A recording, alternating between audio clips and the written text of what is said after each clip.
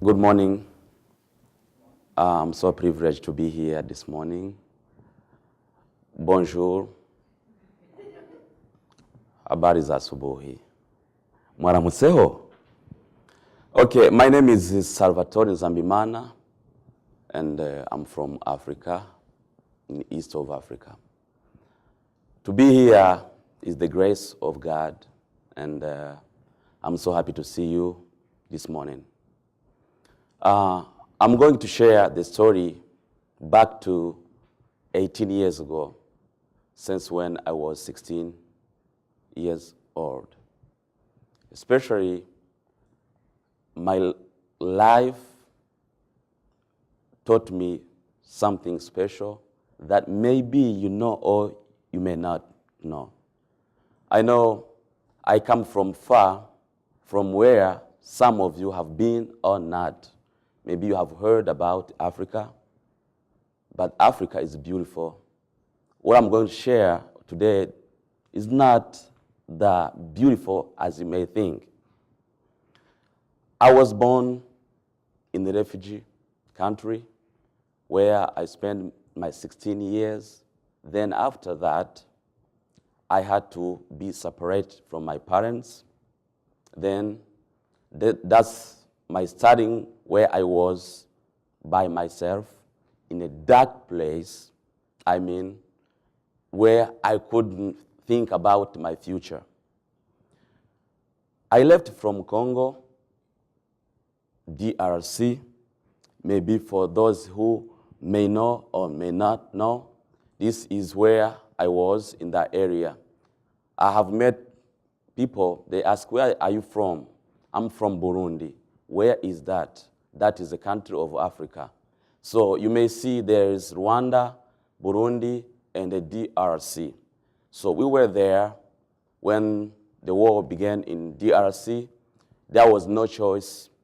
We had to leave from Congo to go to where we could go. So I left there in 1996 without knowing where I was going. I left my parents, who decided to go back to my country. Then from that date, I didn't know how life is going to be. It was dark, where people had to flee from where we were. So I followed people who I didn't know since when I was born. There was no my dad, my mom, or my brother and the sisters. So we had to go. That was our choice. Then, where we left, there was people who were killed, the others, they were injured, And then, from the place where we were, there was no choice to cross from DRC to Tanzania. We had to take a boat. I had no money, but I had to cross the Lake Tanganyika. Then we were looking how we can go from DRC to Tanzania. Then I had no choice, even though I didn't have money, but I took a boat from DRC to Tanzania. Having no one of my family, being alone, no future, I was 16. The life was very difficult. By the grace of God, the United Nations decided to take us from where we were and to take us in the refugee camp. This is what I'm going to tell you. Sometime you may find you in a beautiful life, and then there are others who are struggling. They don't know even tomorrow how it will look like. So from there, we went to refugee camp. It was a dark place. And I had the opportunity, my dreams was, okay, I have to go to school. So we were there. I spent my 11 years in the refugee camp. How life was there? The life was very difficult. being alone. Since my life, I had no apartment or I had no house. But I'm going to show you how the place was look like. When I was driving to here in Creighton, I saw some tall buildings, and the beautiful roads, beautiful cars. So this is where I spent 11 years. It was dark, as you can see, being under trees. There was no future. And then I had the opportunity for my first time to have my own house, beautiful one. So how do I get the house? I follow people. Okay, we have to have our own house, and you're single, then you have no family. The United Nations gave us some materials to build our own houses. Then you may see these were the beautiful house that I may call how life was being under these trees. Then after that, after having my own house, I have to decide to go to school. There was no notebook, there was no pencil or pen. And then we had to find something like magazines. If there is a space, then we wrote down something from school. We had to sit down underground. There was no chair. But thinking how life is going to be.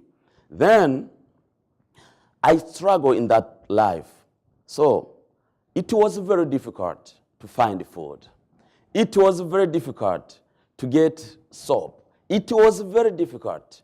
How maybe you can get money. So I struggled. I had to go to school. Then we were taught, in high school, because my vision was, if I go to school, then I'll have better life.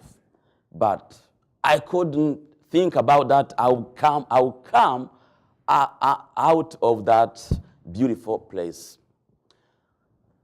I remember when one day I was sleeping and I saw a vision. Seeing a beautiful city with the people who I didn't know. Then I woke up, but I found myself that I was under trees with my beautiful house, which was made with the mud and the trees and whatever. But okay, I said, probably, I don't know if there will be something out of this life. And then in 2002, I start think maybe if I was finish my high school, I can go and join my family in Burundi. But my heart said no. There is some conflict in your country. Probably you may even stay here because here the life, maybe after school you can do something, you can start working and get money. So you will stay here. But my heart always was telling me that there is a place to go. But the question was, so where is that place? I didn't know. Then in 2002, after finishing my high school, I get a job where I was working as a program assistant. And in my dream, I started seeing a light coming too. They say, okay, from this camp, there are some people who have been chosen to go in America, Australia, Canada, and Europe. So the question was, who are those people? Am I included or not? In that time, I dated my beautiful wife. She's not here today. She has something to do. And then say, okay, maybe, let's try, let's wait, and see what is going to happen. Then, in waiting, because I had finished my high school and then my wife finished her high school, then we had to come together and they say, okay, let's get married. We got married. After 2 months or 3 months, they brought some names saying that you are, if you see this, the number, maybe you are chosen to go to America. So I start seeing some light, but there was no faith, maybe that I would be among those people. And then they brought the numbers. When they brought the numbers, I said, okay, let me go check what is going to happen. At my point of view, I saw my number. Say, thank you, God. And then, after a few months, they say, okay, those who are chosen, they have to take interview in order to see if they are qualified to go to America. I remember one day I took, just after wedding, I went with my wife. Say, okay, now we sat down in front of someone who was going to interview us. And then, she looked to the document, say, okay, what is your name? My name is Salvatore, and this one is Letitia. So what relationship do you have between you? This is my beautiful wife. No, it's not your wife. We see that this is your sister. I say, what? No, she's not my sister. Say, no, get out. They broke me. Say, okay, now my dream broke up. So if I get out, there's no way to come out from these trees. I have to stay here. Say, okay. We went home. The next day, I took the picture of our wedding. I said, okay, now I'm going to try. This is the last one. I'm going to try. Then I present our wedding picture, say, okay, you told me that this is my sister. Let me show you. You see, I'm wearing this one. She has some things too. So, and this is the picture. Why do you tell me that this is my sister? She said, oh, now I believe. Okay, I'm sorry. She told us, I'm sorry. So we are going to start the process. Then we had to move from the beautiful place where we were. Do you see the picture of my house? You can see. And the reason why I'm saying that the light was coming. Have you ever waked up in the morning in the sea, in the mountain? There is something coming towards you when you are in a dark place. Then the light was coming to me. We were taken from that place to this beautiful place where we call the transit center for those who was going to go to America or somewhere else from Africa. How we did it, it was not what we were thinking that is going to be. And then from that place, we stay over there about between 8 and 9 months. My dream was, okay, now I'm going to America, and I have a wife. In that time, my wife was pregnant. So we arrived in that place. Then they told us, okay, no one can fly when she is pregnant. And she was 7-month pregnancy. So we had to stay there about 8 months. And in that place, some people from the refugee camp, they were taken back to refugee camp. I said, because now we are here for a long time, maybe they will take us back to the refugee camp. But I said, God, be with us. Please, please, I beg you, please, hear my prayer. Then we get a baby. Of course, after that, after she was 4 months, we say, oh, they brought at least that, okay, now you are going in America. Being in that place, we think how America is. Because coming from those three, you are going to America. We heard about Chicago, New York City, the beautiful places. Say, okay, maybe sometime I've been in Chicago, or maybe they're taking me to Washington, D.C., or because we didn't know many places. Then after, the day came, and then This is where we were, about 8 or 7 months. After that, we had to go from the mud to we didn't have even a bike or whatever, so we had to go to airport. That was our first time to see how airport is, to be close to airplane. So they took us from there. Everyone was happy. Now I'm going to America, the beautiful country. So the life is going to come. Maybe I would start, collecting money and be, as I want. So then, see, we are saying goodbye to Africa. Maybe the life is starting. There is a sun shining. The life is there. But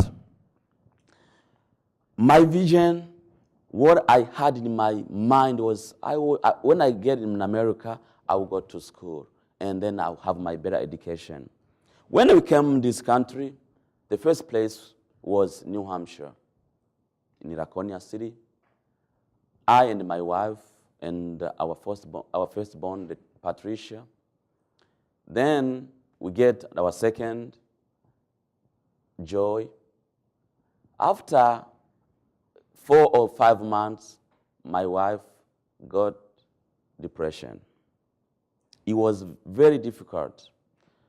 I had no many friends. I didn't know what to do. So my vision of going to school, my dreaming was broken again. So I had to stop everything. I dropped school and go take care of my wife. After that, I decided, no, let me take care of her, but think about to go to school. But I couldn't make together going to school and take care of my wife. We decided to move from New Hampshire to St. Louis. St. Louis, my goal was, okay, now I be in a community where we can help each other, but something happened again. I was ready to go to school. Even my wife was ready to go to school. She started school at Forest Park, and I started school at Forest Park. We were,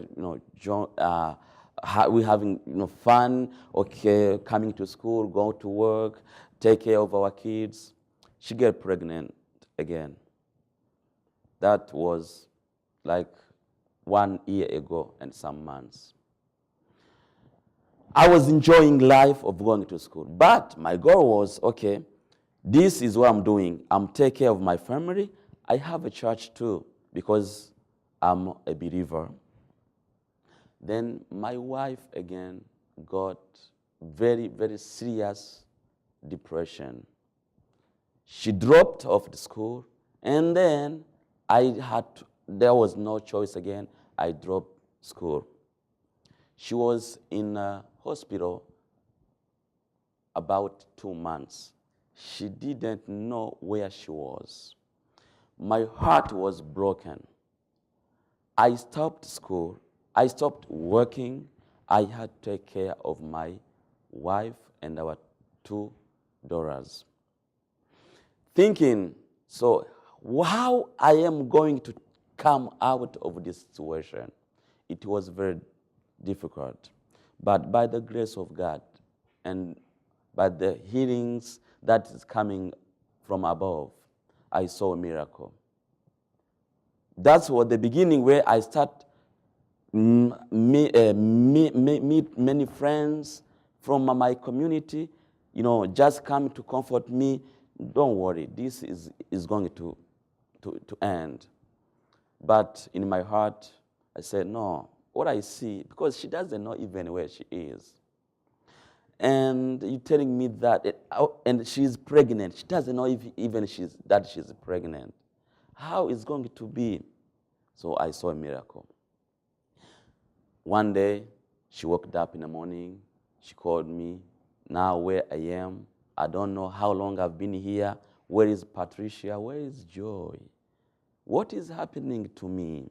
And why? I see that I'm pregnant. What happened?